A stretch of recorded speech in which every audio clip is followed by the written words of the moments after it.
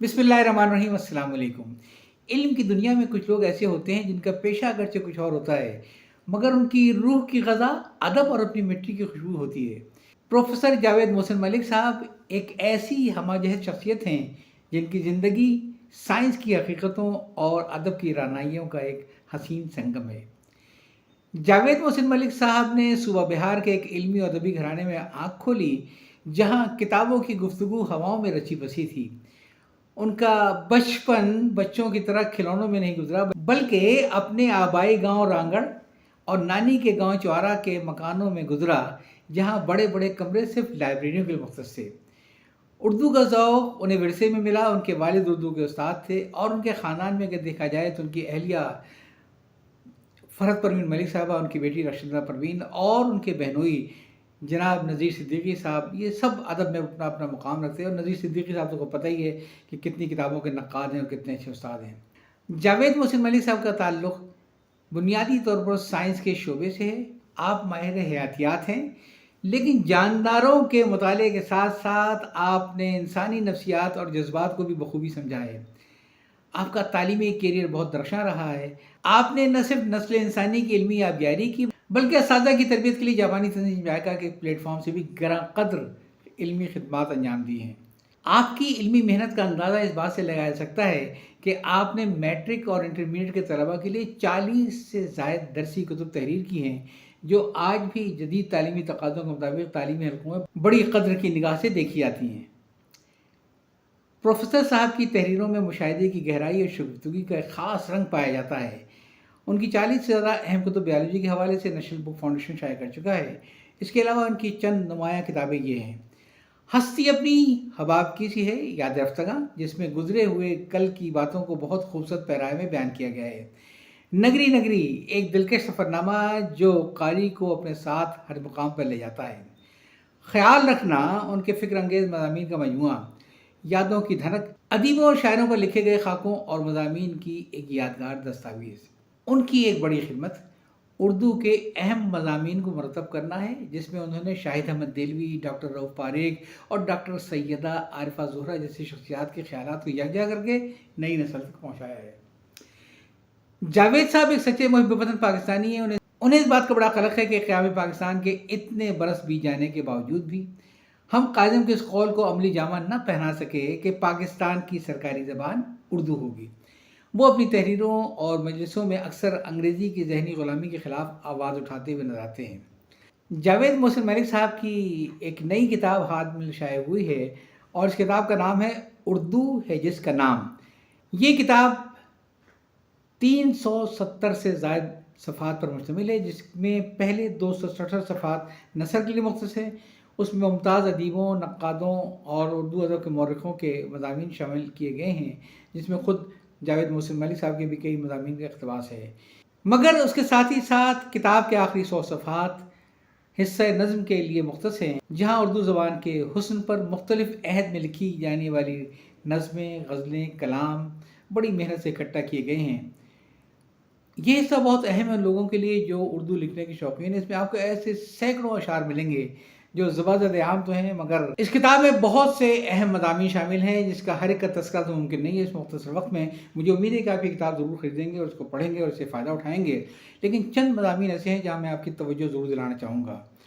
एक बहुत ही अहम मज़मून है डॉक्टर मोहम्मद अब्दुल्ला ख़ान साहब का, उर्दू ज़बान का इर्तिक़ा और सरकारी हैसियत 1857 से लेकर हाल तक। ये मज़मून उर्दू के एक बोली से लेकर आलमी ज़बान बनने तक के सफ़र की मुकम्मल कहानी को बयान करता है और इसके अहम पहलू ये हैं। इस मज़मून के मुताबिक हैरत अंगेज़ तौर पर उर्दू के इब्तिदाई क़वाइद और लुग़ात यूरोपी मुबल्लिगीन ने मुरतब किए ताकि वो यहाँ आकर तबलीग कर सकें। 18वीं सदी तक यूरोप की बड़ी यूनिवर्सिटियों में उर्दू के शोबे कायम हो चुके थे।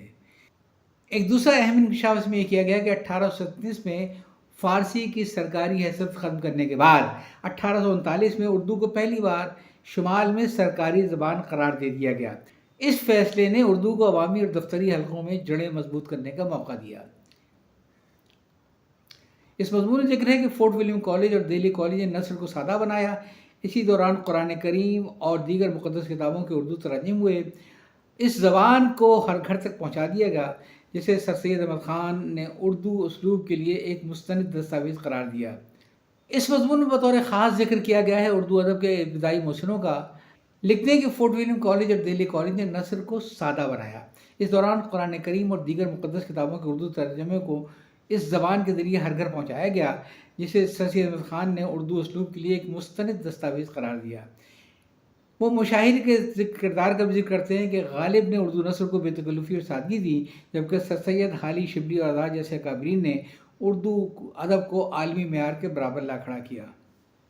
لسانی وحدت اور سیاست میں اردو کا جو کردار رہا اس کا بھی ذکر اس مضمون میں ہے کہ اردو نے پنجاب، بہار اور دکن جیسے خطوں کو ایک لسانی کڑی میں پرو دیا۔ تاہم یہی سرکاری سرپرستی 1867 میں اردو ہندی تنازع کا سبب بھی بنی، جس نے آگے چل کر بر صغیر کی سیاست اور تقسیم میں اہم کردار ادا کیا۔ اس مضمون کا حاصل یہ کہ انگریزی دور میں اردو نے محض 150 سال میں وہ ترقی حاصل کی کہ یہ عدالتی، تعلیمی اور عوامی زبان بن کر ابھری۔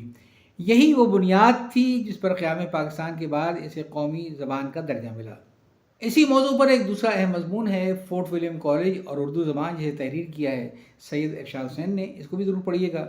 اس مضمون میں فورٹ ولیم کالج اور اردو نثر، ایک مختصر جائزہ تاریخ ادب اردو میں فورٹ ولیم کالج کلکتہ کے کردار کا لیا گیا ہے۔ یہ اردو کی تاریخ کا ایک اہم موڑ ہے۔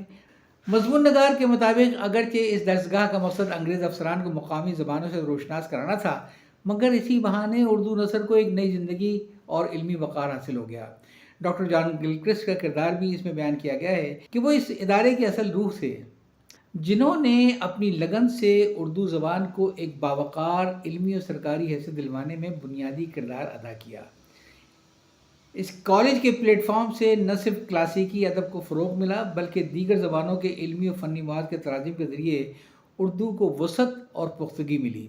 مضمون نگار کے مطابق فورٹ ولیم کالج کا ایک بڑا کارنامہ یہ ہے کہ اس نے نہ صرف یہ کہ میر امن دہلوی کی باغ و بہار، بلکہ شیر علی افسوس اور حیدر بخش حیدری اور للو یال جیسے اہم کرداروں کو ایک جگہ جمع کیا، جنہوں نے اردو نثر میں گراں قدر اضافہ کیا۔ اس مضمون کے مطابق فورٹ ولیم کالج نے لغات، گرامر اور تراجم کے میدان میں جو کام کیا وہ آج بھی اردو تحقیق کے لیے سنگ میل کی حیثیت رکھتا ہے۔ مختصر یہ کہ نوبادیاتی دور کی غلامی کے باوجود فورٹ ولیم کالج کا دور اردو زبان کی ترقی اور ارتقاء کا سنہری عہد مانا جاتا ہے۔ اچھا، اسی کتاب میں منصور آفاق صاحب کا ایک دلچسپ مضمون بھی ہے جس کا عنوان ہے سارے اہل قلم سپاہی ہیں۔ اس مضمون میں یہ دلچسپ انکشاف کیا گیا ہے کہ اردو ادب کے کئی عظیم سپاہی صرف الفاظ کے غازی نہ تھے، بلکہ میدان جنگ کے شہ سوار بھی تھے۔ فیض احمد فیض سے لے کر نور میم راشد تک اور مولی نیازی سے لے کر حفیظ جالندھی تک، یہ وہ لوگ ہیں جنہوں نے ایک ہاتھ میں قلم اور دوسرے ہاتھ میں تلوار تھام رکھی تھی۔ وہ لکھتے ہیں کہ یہ سلسلہ نیا نہیں ہے، امیر خسرو بھی سپاہی تھے اور ان کے دور سے ہوتا ہوا یہ غالب سپاہی تو نہ تھے، مگر یہ دعویٰ ضرور کرتے تھے کہ ان کی 100 پشتوں کا پیشہ سپاہگری رہا ہے۔ اس میں صدیق صالح کا ذکر ہے، شفیق الرحمان ذکر ہے۔ یہ اس کتاب کا ایک بہت اہم پہلو ہے۔ اگر اس میں دیے گئے ان تمام ادیبوں، شاعروں اور نقادوں کا آپ فہرست کے جائزہ لیں تو آپ کو حیرت انگیز طور پر کئی ایسے نام نظر آئیں گے جو ایک طرف تو بڑے انقلابی شاعر اور ترقی پسند سمجھے جاتے تھے اور لوگوں میں انقلاب کے جذبے ابھارتے تھے، اور دوسری طرف کار سرکار میں نہ صرف مصروف تھے بلکہ برٹش انڈین آرمی کا حصہ بنتے ہوئے وہ تاج برطانیہ کے تحفظ کے ایک سپاہی کا کردار ادا کر رہے تھے۔ جاوید محسن ملک صاحب کا 78 سال کی عمر میں بھی اتنا متحرک رہنا اور علمی کاموں میں جتے رہنا ہم سب کے لیے مشعل راہ ہے۔ میر تقی میر نے شاید انہی جیسے لوگوں کے لیے کہا تھا کہ پیدا کہاں ایسے پراگندہ طبع لوگ، افسوس کہ تم کو میر سے صحبت نہیں رہی۔